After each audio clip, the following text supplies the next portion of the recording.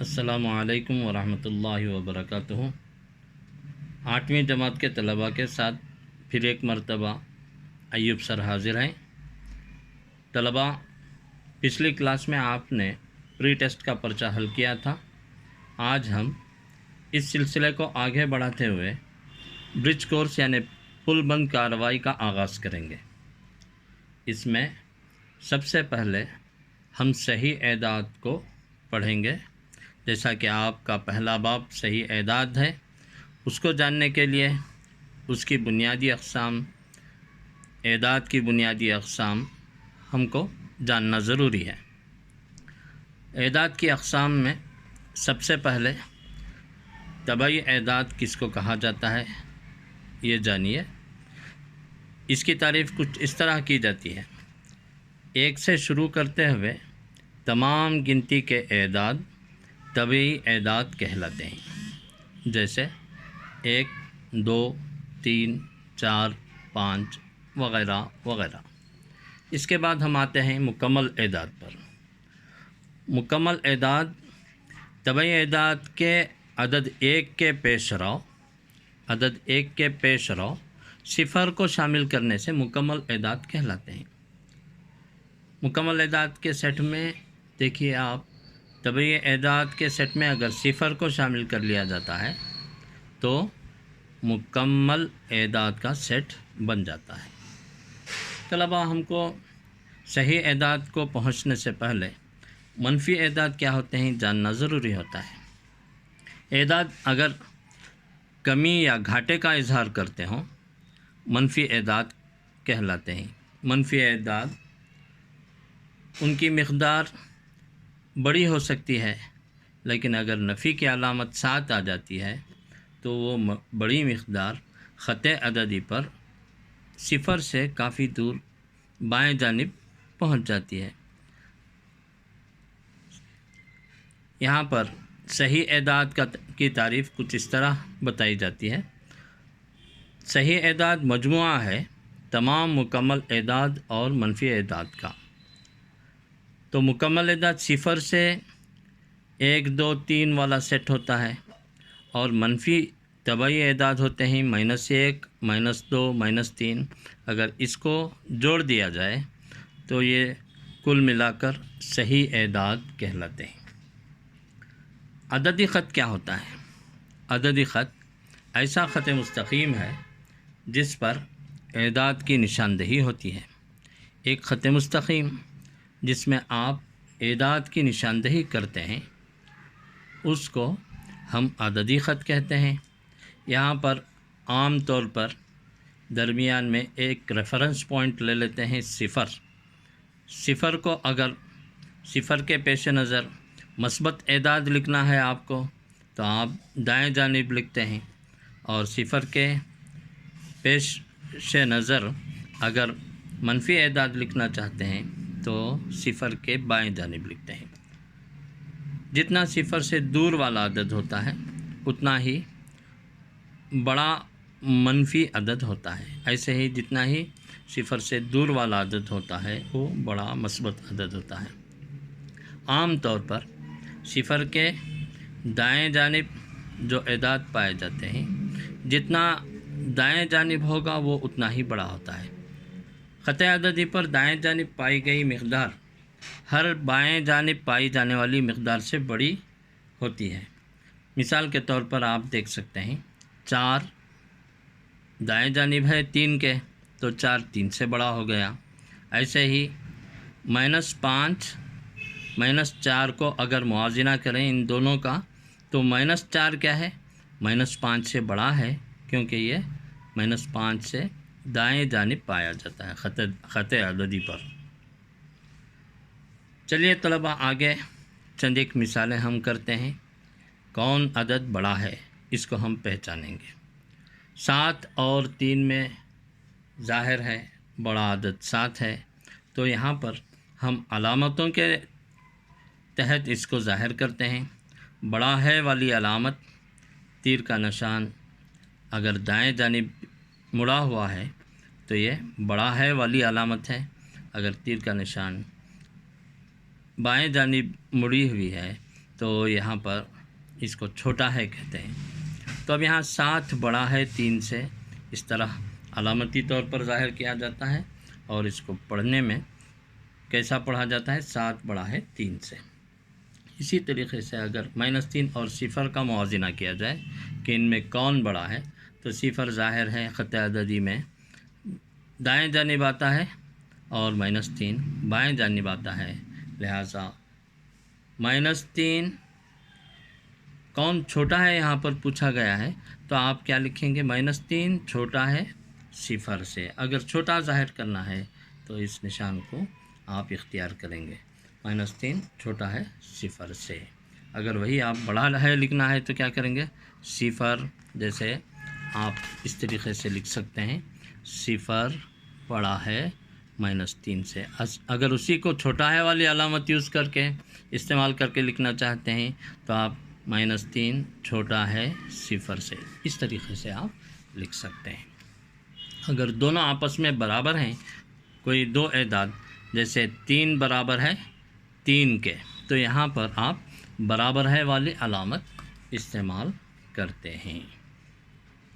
طلبہ آگے چلیے، یہاں پر دیکھیے چند اور مثالیں آپ کو دی گئی ہیں۔ درج ذیل اعداد کی فہرست کو بڑھتی ہوئی ترتیب میں لکھیے۔ یہاں پر اعداد کچھ دے دیے گئے ہیں، تو آپ کو یہاں پر کون سا عدد سب سے چھوٹا ہے وہاں سے آپ شروع کریں گے اور سب سے بڑے عدد تک آپ پہنچیں گے۔ تو ان کو آپ دیکھیں گے تو آپ سمجھ پائیں گے کہ جو مقدار مائنس والی سب سے بڑی ہوتی ہے وہ سب سے چھوٹا عدد ہوتا ہے۔ یہاں پر مقدار کے اعتبار سے 10 بڑا ہے، لیکن یہاں علامت اس کو خط عددی پر یا عددی خط پر لیفٹ موسٹ رکھتی ہے، یعنی بائیں جانب رکھتی ہے، تو آپ اسے سب سے بڑا مانیں گے۔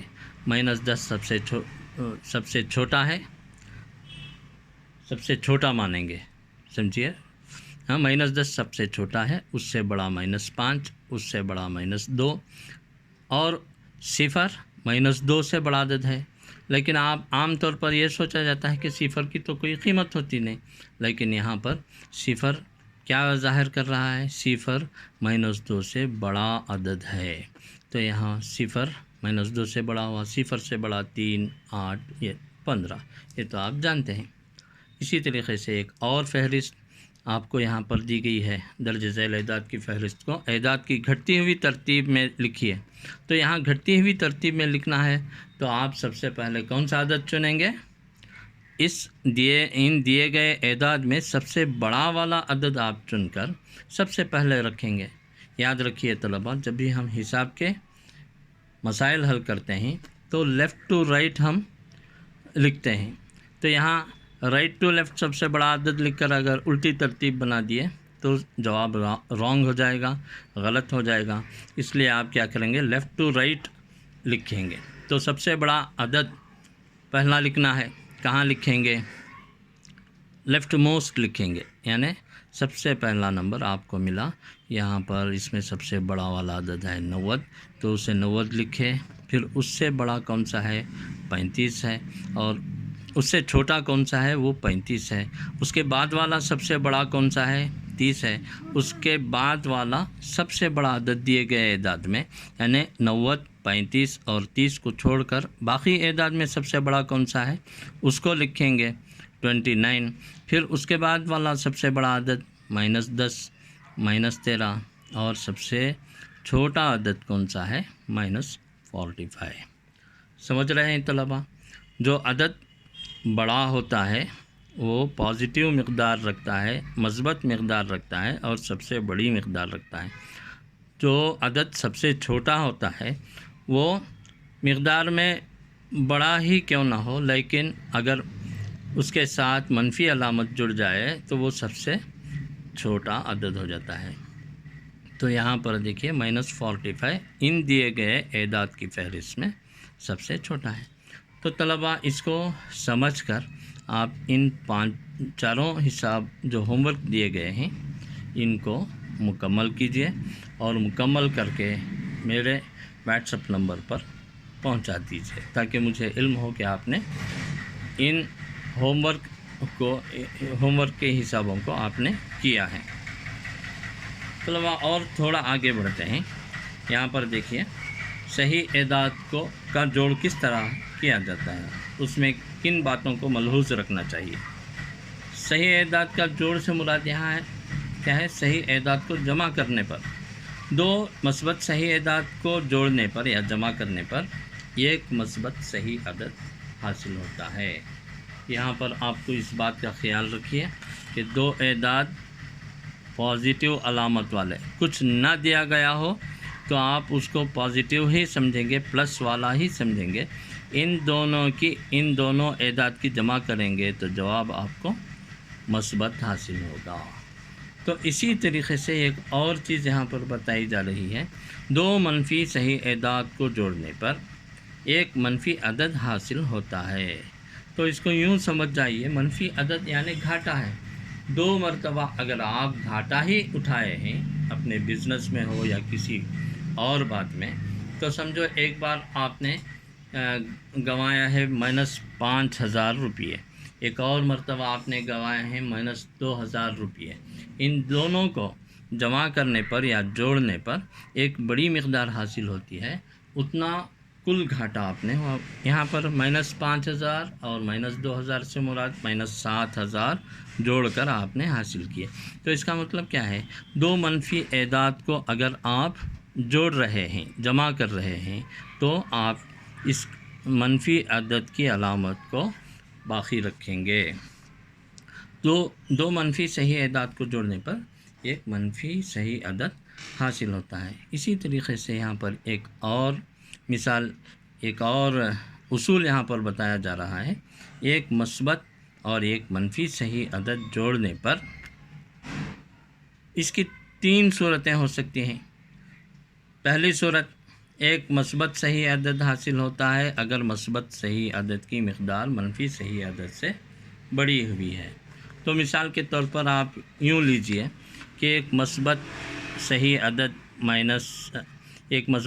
عدد 8 ہے، آپ اس کو ایک منفی عدد سے جوڑ رہے ہیں -5 سے، تو 8 میں -5 جڑ جانے پر آپ کو حاصل ہوتا ہے 8 - 5 یعنی 3۔